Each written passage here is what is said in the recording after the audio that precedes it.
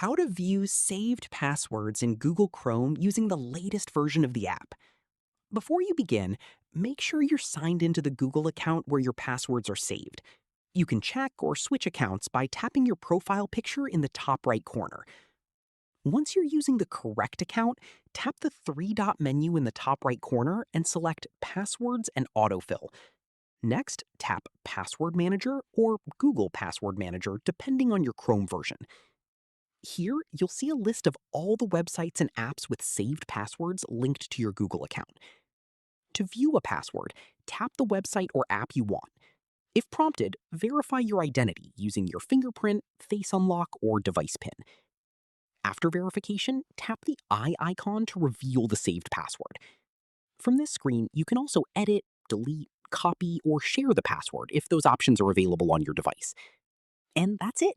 That's how you can view and manage your saved passwords in Google Chrome quickly and securely.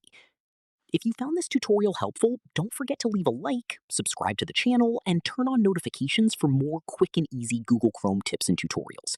Thanks for watching, and I'll see you in the next video.